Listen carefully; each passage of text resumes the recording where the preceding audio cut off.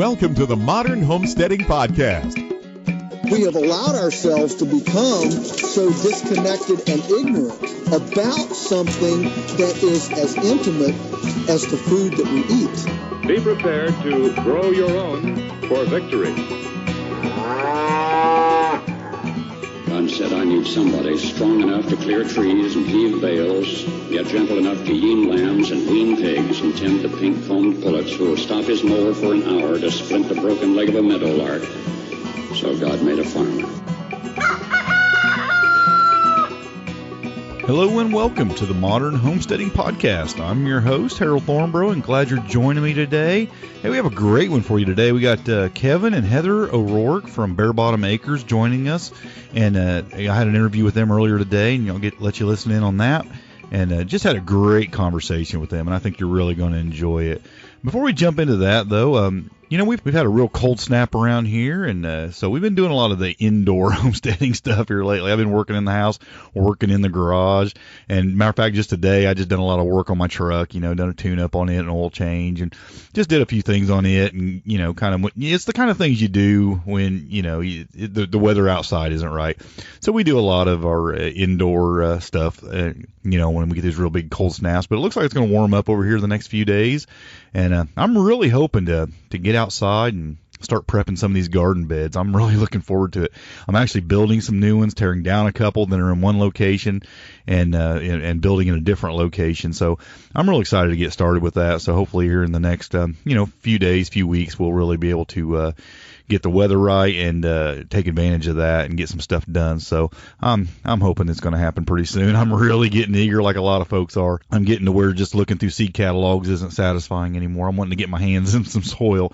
Or I am doing a little bit in the greenhouse, but not a lot. It's just too cold. Right now it's just been, I think it was 4 degrees the other day, so it was pretty cold. So can't really do much even in a greenhouse unless you want to spend a lot of money heating it. Then I don't really want to do that. So well, that's enough of that. Let's just jump right into this conversation with Kevin and Heather. I think you're really going to enjoy it. Well, Kevin and Heather from Bare Bottom Acres, welcome to the Modern Homesteading Podcast. Thank you so much for having us on, Harold. Well, We're so glad to be here. Yeah, it's a pleasure. Now, I got to tell you, this is the first time I think that I've ever had two people on, so we'll probably talk over each other every once in a while. We got it down here between us. Yeah. She'll just give me a little pinch if I'm talking too long. You guys sound good on here on this end, so I think it's going to come out really good. Well, now you guys do YouTube videos of your homesteading adventure, and I got to say, I've been watching you a while, and there's a lot of homesteaders out there doing YouTubes, and I'll tell you, it seems to me like you guys are having more fun than most of them. Yeah, no, I would totally agree. I think everything that we do, we kind of go humor first. That's kind of our outlook on life. Yeah, that's good.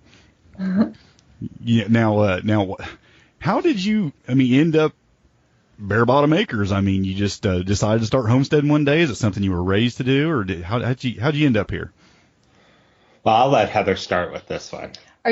Quick question. Are you wondering about how we got the name or how we just decided to be homesteaders? Well, all the way up to it. I figured they're kind of connected. You became homesteaders and then became Bare Bottom Acres.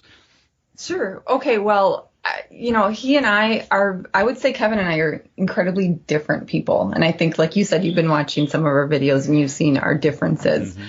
But we have these couple areas in common. And those areas are basically that we want to be more self-sufficient and we want to do things for ourselves. So Kevin wants to build things. He wants to, do all these projects. I want to grow things. And so we're like, well, we started seeing stuff on TV about homesteads and listening to podcasts like yours and Melissa K. Norris and just kind of really getting excited about, well, why don't we do this? Well, I think also the plethora of Alaska shows definitely got us inspired. Yeah. Well, let's go up to the Arctic and go shoot stuff. And, that those shows are incredibly inspiring. But then as we started getting more realistic about it, you know what?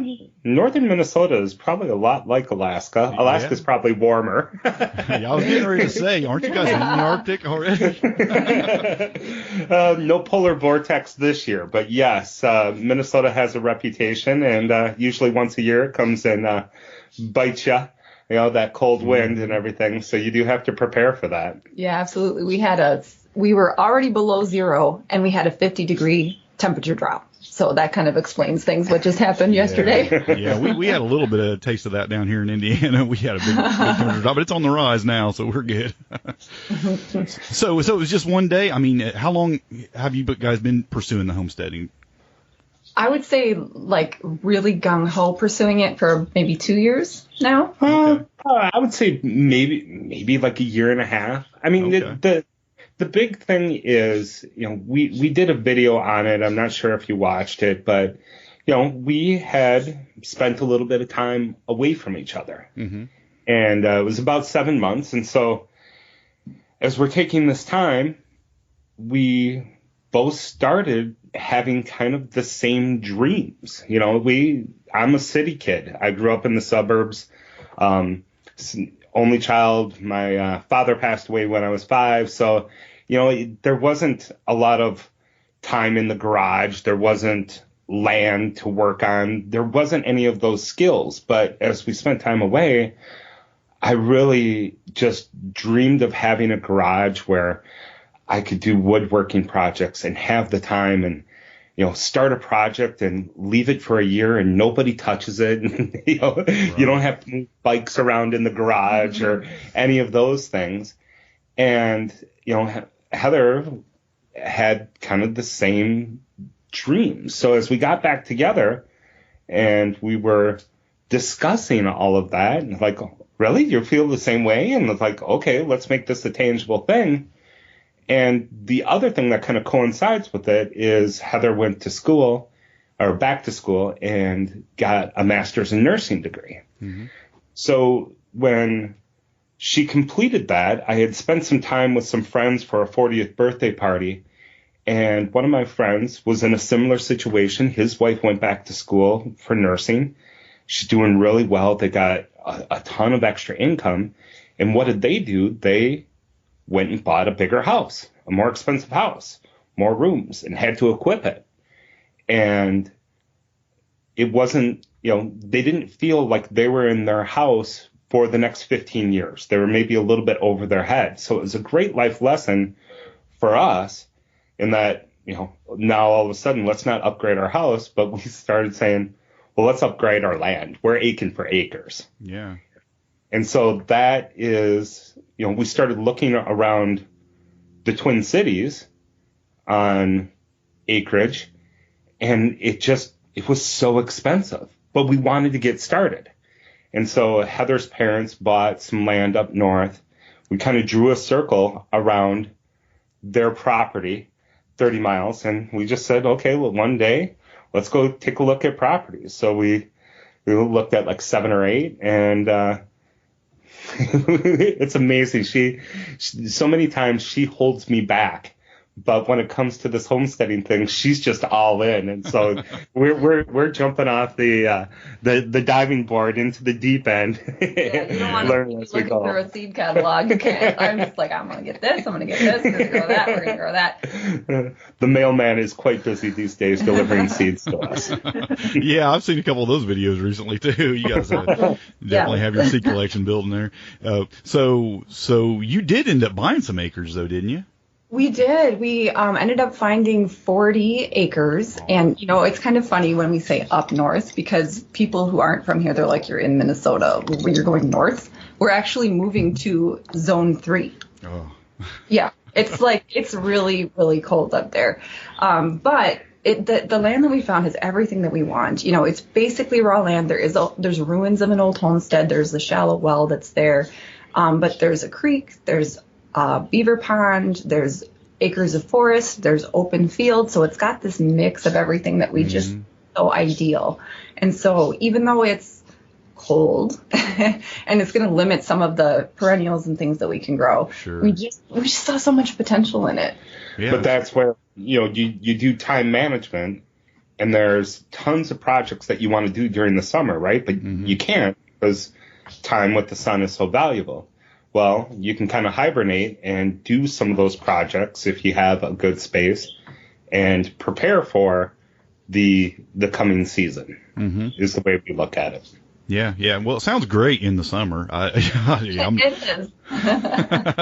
Yeah, you're right though. There's a lot you can do in the winter, and you almost need that time. You know, a lot of people look at that as that time when they can just do those things because you know, spring, summer, and fall, and they go so quickly. Really, I mean, our growing season, and you know, even a little quicker for you up there. And you're so busy that you don't have time to do a lot of those other things that outside of the garden, and you know, and things. So it actually could allow you a lot more time if you can arrange a place to work on it and be able to do it in that colder weather. I think another thing is just time to reflect. You know, if you're just go all the time and you don't take the time to reflect on lessons learned, look for efficiencies, things like that, you know, I just think it's a valuable thing. We really enjoy the seasons up here in Minnesota.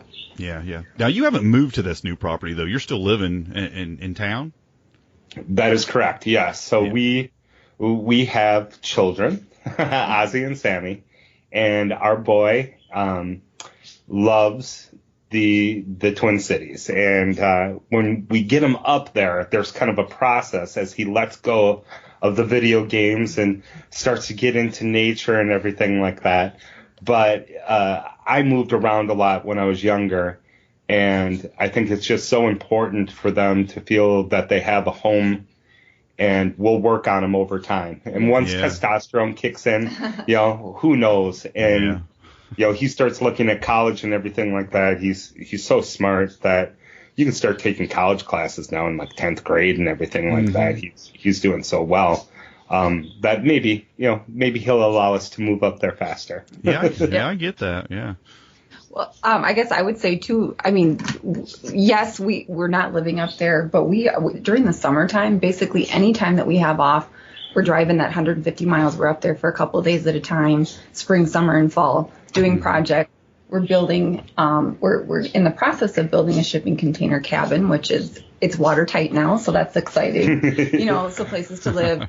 Eventually we're going to try to put the orchard in pretty soon. So just kind of trying to pay as we go. So then when we're actually ready to officially move up there, it's going to be ready. But then also taking this time, like you said, we're in this really cold area. So I'm trying to learn these skills. Like I'm reading like Elliot Coleman and Nikki Jabor and just practicing my winter growing, finding good things that I can. That my goal actually for this year is to try and grow stuff through the winter, kind of like you do with your heated greenhouse. But I'm going to try and do it with like cold frames and a couple layers of things and see what I can get to actually grow where we are here. Elliot Coleman really focuses on that a lot in his 4-season stuff, and he does a lot of that. Really good resource there.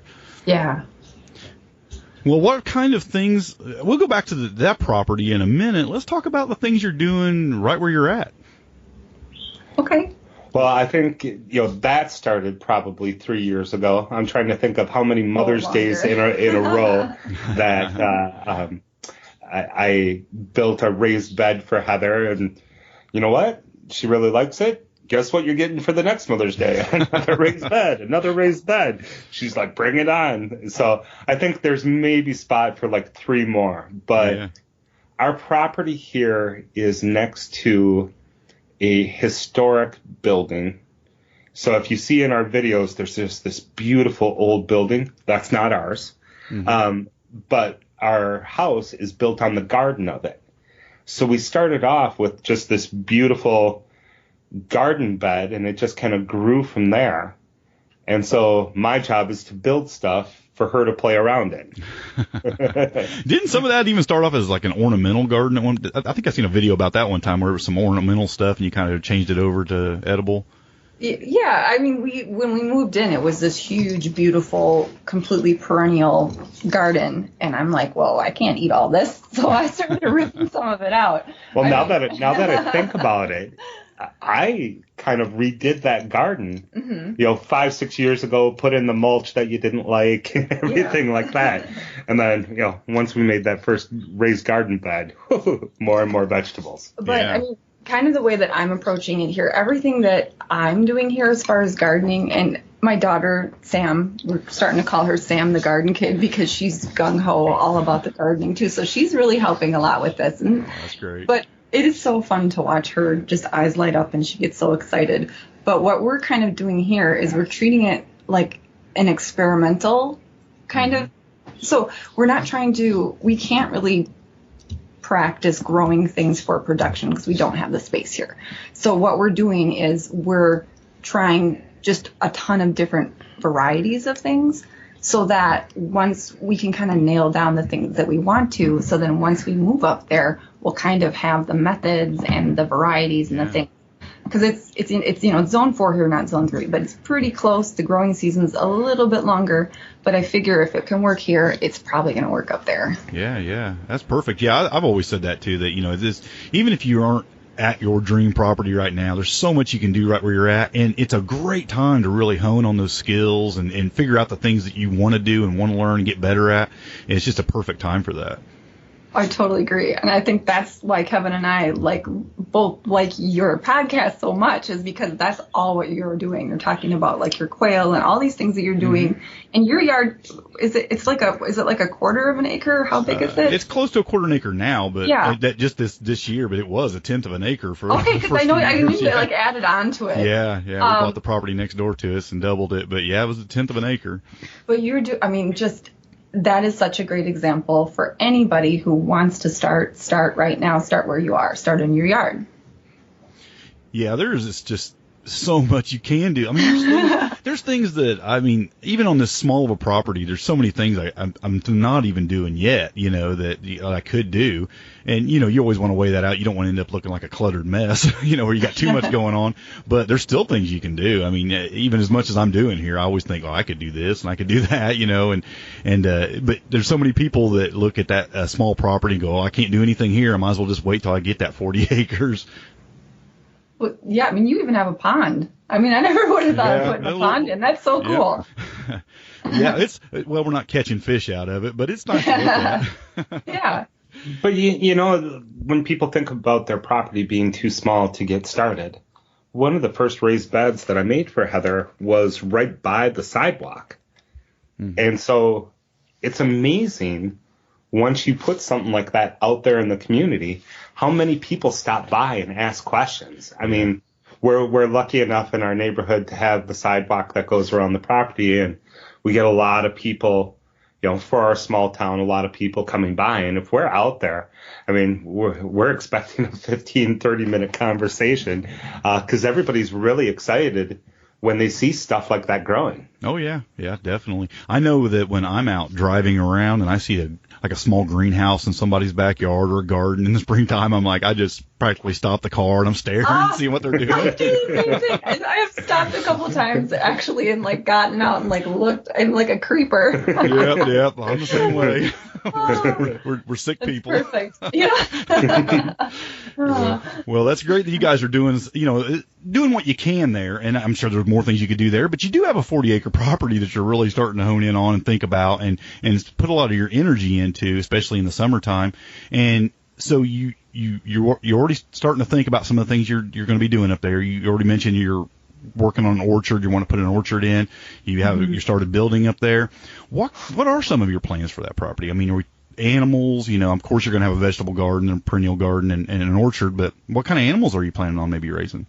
Well, maybe before that, I just want to talk about such a valuable resource as we talk about, the property down in the Twin Cities, going up there. Mm-hmm. If you're out looking, neighbors are so important. So, of course, when we first went to it, it seems like it's in the middle of nowhere. But once we bought the property, there's Jeff down the road. There's Jeff. There's another Jeff. There's Brandon. We do a lot of Jeff. And I have got, I'll just say it, I got a man crush on one of my neighbors, Brandon. He's 24 years old. He's lived up there his whole life. His wife is 20. Well, she's probably 21 now. They already have 2 kids, and he works on an elk farm. And because there's an elk farm that's maybe a mile and a half down the road. And they need so much labor at certain times that it's hard to hire for those, certain times, that the guy who owns it had to have a second business, which is excavating. So Brandon, besides all of his knowledge and everything, has access to all of this heavy equipment. And and so, as we get started here and you start brainstorming on, lessons being learned, I mean, the first thing is chickens, right? We want to get chickens, but in our town, they do not allow chickens. Mm-hmm.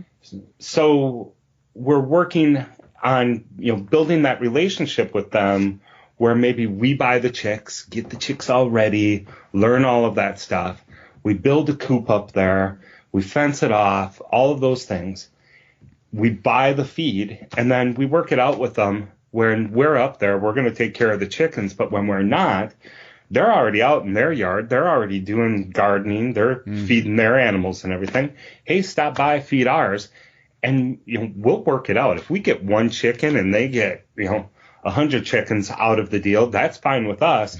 It's more about the lessons that are being learned at this time. Sure. So community, not only the online community that we're doing, but if you are ever out looking for a property, we did stop by when we were looking at it and see if we could talk to some of the neighbors. Just tell us about it, meet them and everything. Yeah. And it's just so great having Brandon.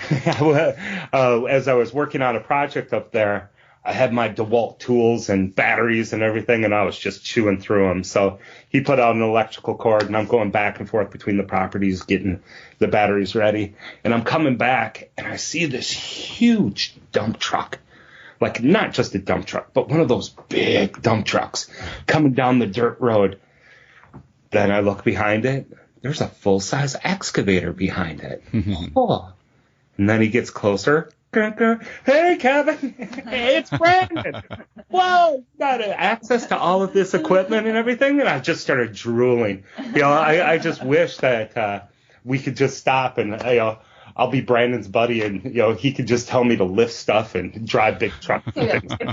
Well, man crush aside, he sounds like a neighbor worth having. I'll tell you that. He's been a big help to us with his equipment and tractors and clearing stuff. Like we're out there trying to do like a little bit of brush clearing. Oh, yeah. And then he just comes by and does like what would take us like a week to do in So we're like, it was kind of demoralizing. Yeah, well, I tell you what, with 40 acres, definitely some heavy equipment will make jobs a lot easier around there if you got access to it occasionally. That'd be great.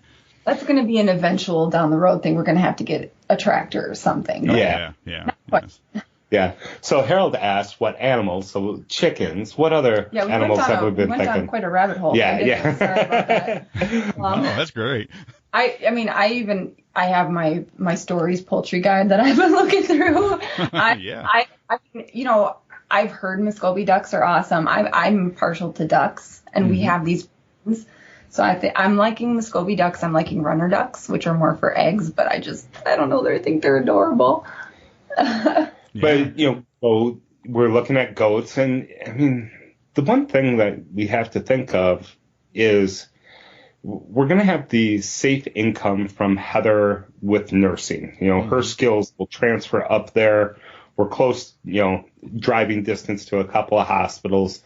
But the goal is for me to quit the safety of a traditional job and just learn to make money off the land. So we might do some things like dogs and cats. I don't know if you've ever looked at purebred cats, but they can get quite expensive, and there's quite a waiting list. So it wouldn't surprise us if we have some things that are kind of, money makers, and, maybe doing some cat videos in the future. I had no idea that purebred cats even existed. and for some people, they're like, why would you pay for a cat? There's a lot of cats running around, so I can't even imagine that. Yeah, but I get it. Yeah, we've got our things that we're passionate about that we want to try, but we're definitely going to look for kind of those value added kind of odd things that people will pay extra for. We don't know what those are yet, really, because we're not in the area. Yeah. I was getting ready to ask if you knew what kind of the markets are up there. I mean, it sounds like elk is a huge market up there, but I don't know. Is there a farmer's market in the area? Or is there things you're going to be able to? I mean, do you know any of that yet? Yeah, we started scouting that out. So there is a community that is relatively close that's called Moose Lake, and they have a farmer's market there. And we went there like 3 times, and let's just say there's opportunity. Compared to what we see down in the Twin Cities, there's definitely opportunity there. But also kind of a dream is if you're in Minnesota and you're coming from the Twin Cities, you're going up north, you're going through a town called Hinckley, and it's just halfway between everything. And there's also a huge casino there, so there's a ton of people coming through. And there is a big building, and it's labeled as a flea market. And nobody's ever there. If you go in there once, you're kind of like, why would I stop there again? But of course, you have to check out the flea market at least once. Mm-hmm. And I could just see renting out some of that space and putting in, a farmer's market there.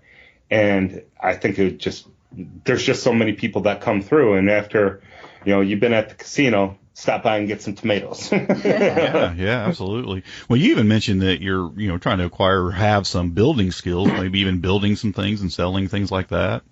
Yeah, exactly. Yes. There's, I think also if anybody ever, turns on the TV and sees American Pickers, you're kind of like, yeah. as you're looking for farm equipment, as you're looking for good deals and everything like that. Well, maybe I can do, as you're getting started, your mind goes in so many different directions on all the different things that you can do, and you have to kind of funnel it down. Sure. Well, I guess I'm thinking too, we're like 50 miles southwest of Duluth, so that's, that's a little over an hour's drive. That's not prohibitive. And I know that's more of a metropolitan market, so my kind of love of growing weird and unusual things, maybe if I were to show up to the Duluth Farmers Market with 10 different types of garlic and all these tomatoes that people haven't seen, that might be something interesting for that type of area, which is like a college town, which is, so, that's something that we're looking into as well. Yeah, you guys have definitely put a lot of thought into all the opportunities that are up in this area, and there for sure is a lot of opportunity there, it sounds like. Yeah, there is. And there's a lot of people that I think we're seeing opportunities that people aren't taking advantage of, which is a great way to move into something when you're just starting out versus having to compete against people that are just so established and trying to make your way into something like that. Yeah. That's part of the reason that we did the YouTube channel.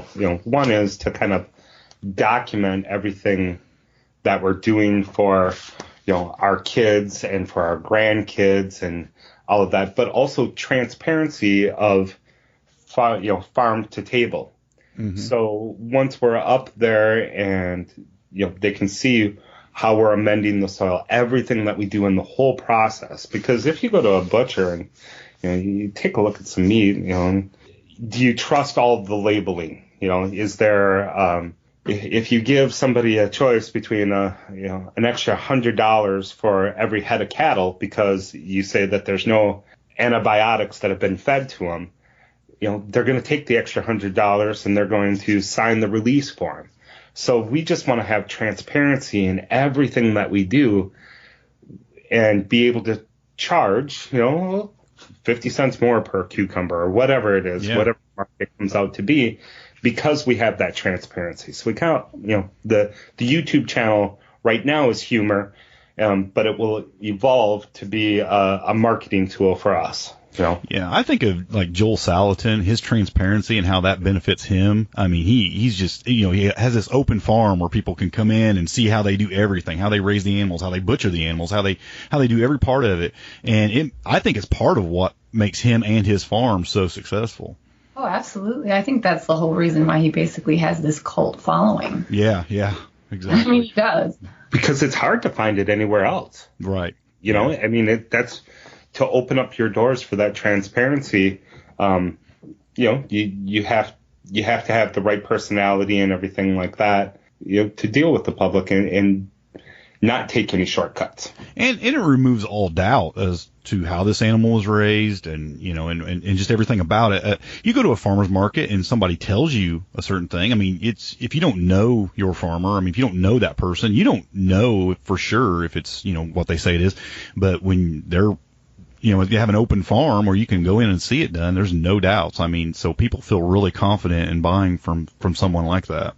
Absolutely. And some of these larger companies, they're very shrewd. They're taking advantage of that because they're seeing that that's something people want. Mm-hmm. So they're putting something like this label like free range eggs when really they're in this big building with just one door that's open. But people have this idea of them wandering through the clovers and butterflies flying by and stuff like that. But that's not really the case. Exactly. Yeah. So people want the transparency. They want things to be kind of that almost romantic, but it's natural. They want things to be more natural and not so artificial. Right. Yeah. Well, so I think I like what you're doing there with your YouTube channel and thinking in those lines that's how you want to kind of do things, because I think it'll benefit you, and I think it'll benefit others to see that, and even folks that are wanting to do it themselves, it'll give them a great model for to go down that path. And we want to share along the way. So, if you're watching our YouTube channel, one of the things that we're working on is converting a storage container. The idea is that we'll build a house, we'll move that to the back corner of the property, and we kind of want to have tourism. We want to invite people up there that aren't our friends, that just want a refuge, a place to kind of let go, read a book, meet the animals, enjoy that lifestyle that they can if they're in the Twin Cities. So that's also another thing that we really want to do, and then serve farm to table meals for them and have beautiful gardens also.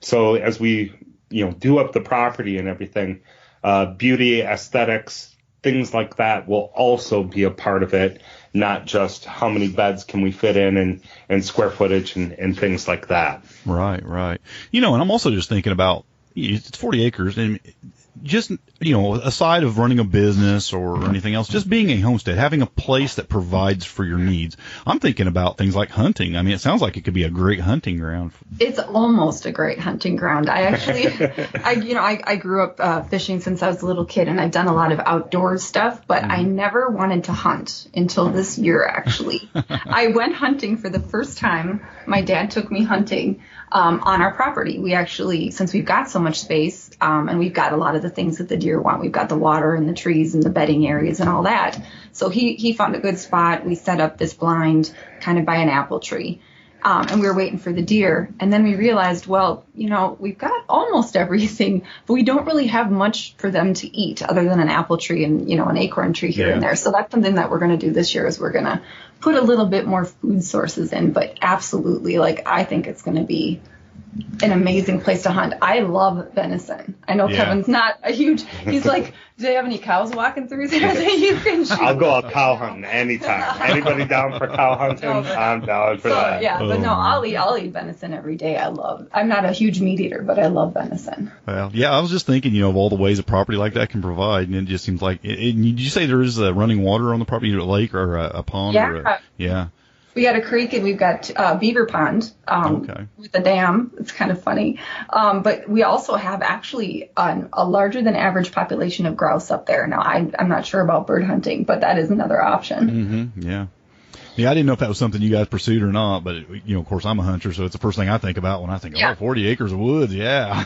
No, in fact, I walked, when I was stomping around one day, I walked into a bunch of grouse that kind of just exploded. What did I do? Being the city girl that I am, I screamed. Oh my gosh, what is that? Yeah, I think, I spend plenty of time in the woods, and I might have screamed too. It's loud. So yeah, during the fall, I definitely could see it being for hunting. Heather's father will probably have first rights on that, but it could be a really beautiful thing. There's the makings for everything up there for it to be successful. And if you're up there in the spring, we were driving back between our property and my mother and father-in-law's property, and I'm talking to Heather on the phone, and I'm like, I got to hang up with you because I got to keep my eyes open because there's deer just jumping out left and right in front of the car. My gosh, they're just I counted like in a 20-minute drive. I stopped counting at 70. That's not the best way to hunt them. It wasn't in season. Well, it does sound great. Yeah, it sounds like you guys are going to have just a great place up there. And I love how smart you are about how you're going about it and taking the time. And you're not trying to rush things, and you're letting your family adjust, and you're learning the skills. And it seems like you're just doing everything exactly right. You really are. Thank you. Thanks. Yeah. Yeah. I just love what you're doing. I think it's going to be, in a few years, you're going to look back on this and just think, wow, this was just like the best decision we ever made the way we did it. That's kind of how I feel too. Thank you. Well, another aspect of the property, as people are maybe considering doing this, small engine repair, learning how to take care of your equipment and everything, if homesteading is important. But less than a mile from us is a ATV trail that's called the Sioux Line. And it goes, from the bottom left-hand corner of the state up to Moose Lake, which is in the center. Yeah, it's hundreds of miles. Yeah, it's hundreds of miles. And we're just a mile from it. So what happens if you're on that and the weather turns bad?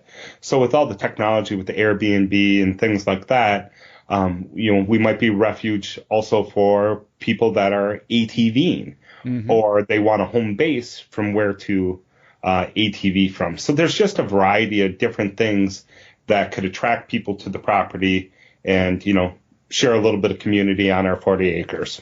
Yeah, that's great. Yeah, I love that.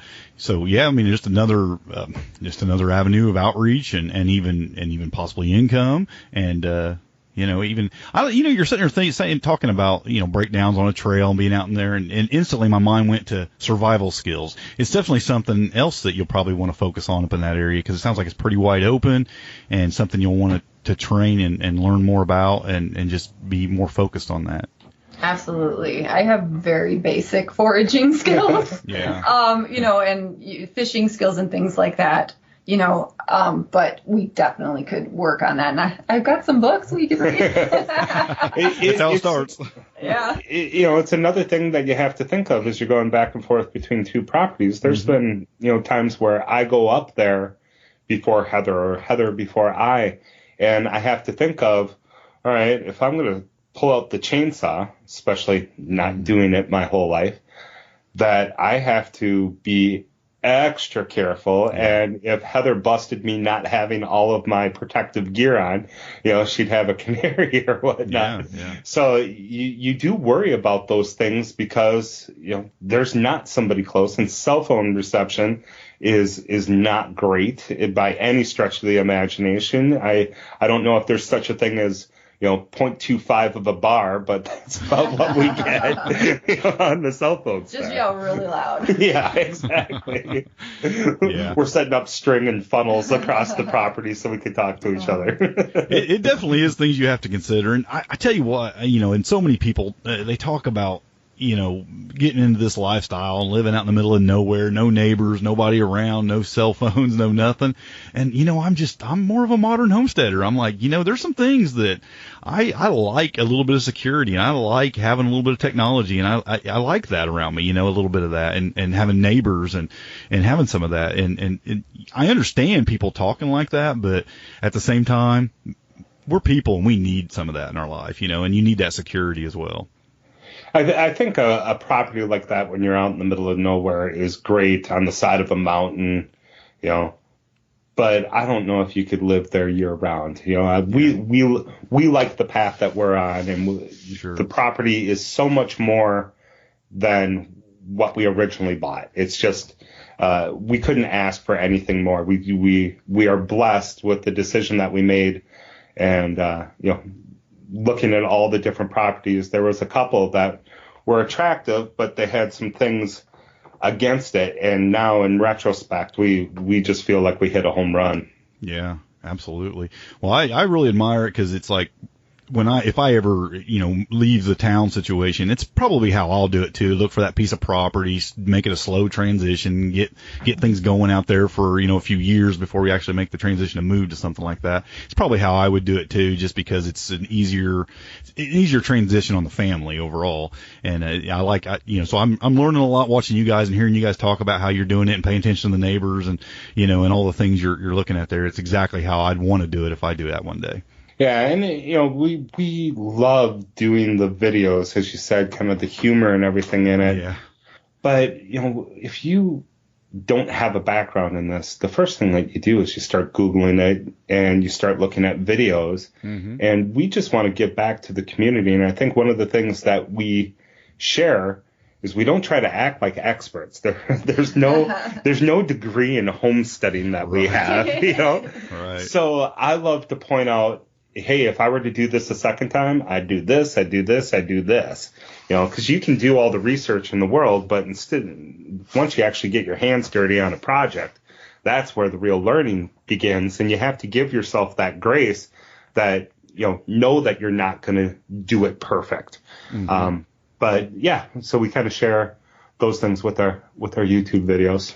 Yeah, and it's it's entertaining for people. I mean, the way you're going about it, yeah, you're bringing in some wisdom. You're helping people. You're giving them some good information, but you're doing it in an entertaining way. I mean, I'm sitting here staring at your logo with a bear, this bear butt's looking me right in the face, and I'm thinking everything they're doing is entertaining and fun. I love that. Yeah. Well, you had asked, how did we get the name? I was just going to say that. Yeah, I mean, that the bear butt is basically, I don't know if any of you guys have watched The Great Outdoors with John Candy and Dan Aykroyd. That is what it is from. We're kind of making fun of the northern type culture.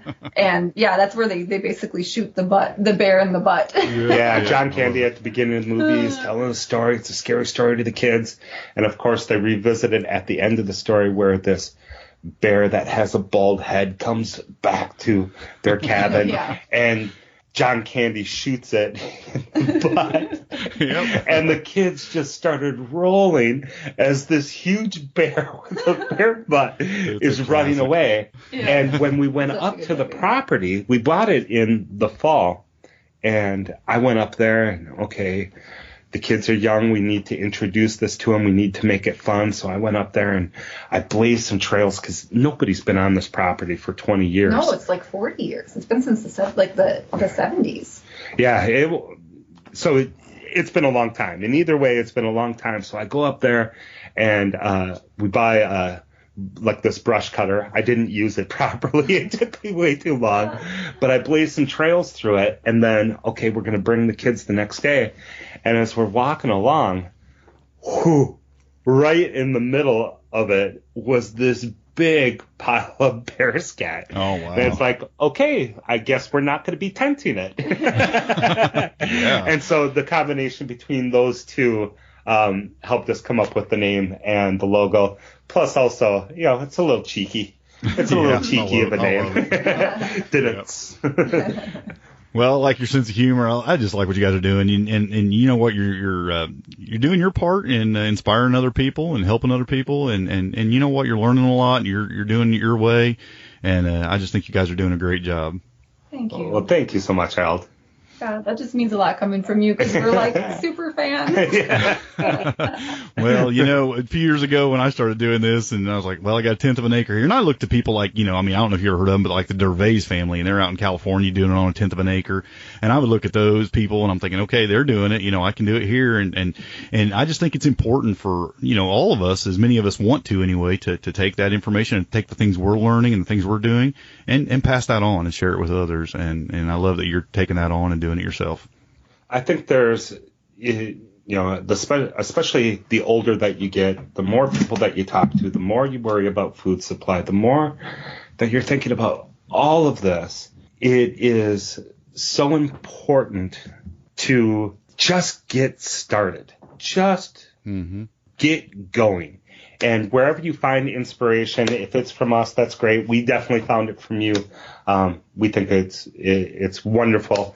And we encourage everybody to, enjoy the fun of homesteading. Yeah. And that is why we do it. Yeah, I forget to have fun sometimes. Then I watch people like you guys, and I'm like, oh yeah, I need to be having more fun at this. Well, it's is there anything you want to leave with the listeners before you go? No, just get started. Get started. Great. Don't be afraid. Jump into the deep end, and you can. It's so much fun. Just get started. That's what I'd say. Yeah. You got anything to add to that, hon?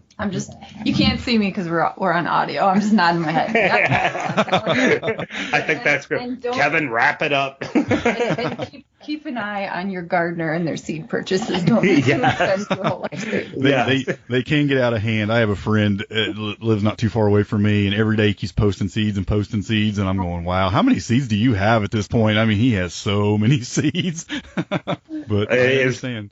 It is fun, and yes, I have to keep a watchful eye on her. Do you want to fess up right now how many more packages of seeds that we're going to get this year? I think I've seen 2 or 3 already.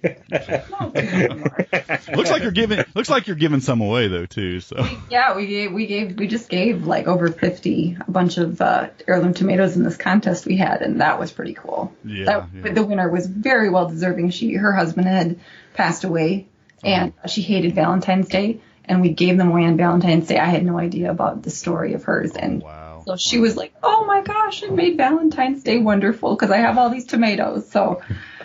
That's great. Love for gardeners right there. Yeah, that's great.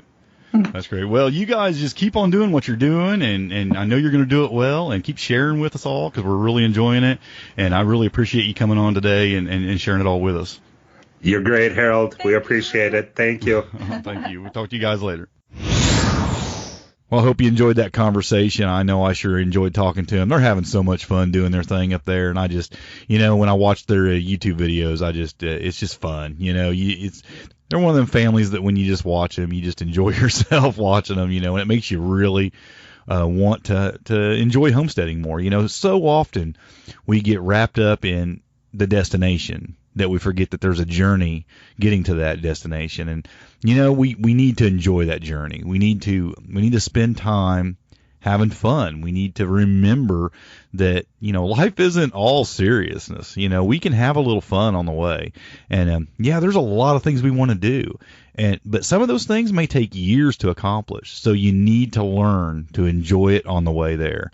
And I think that Kevin and Heather are doing a great job of that. So I hope you really enjoyed that, and that you'll go over and check out their channel. I'll drop a link in the show notes for their YouTube channel and so you can go and check out their videos, because I know you're gonna really want to go over and see what they've been doing. So thanks Kevin and Heather for coming on the podcast today, and to everyone else, happy homesteading and God bless. I hope you enjoyed this episode. To learn more or find more episodes, just head on over to haroldthornbrough.com. Thanks for listening.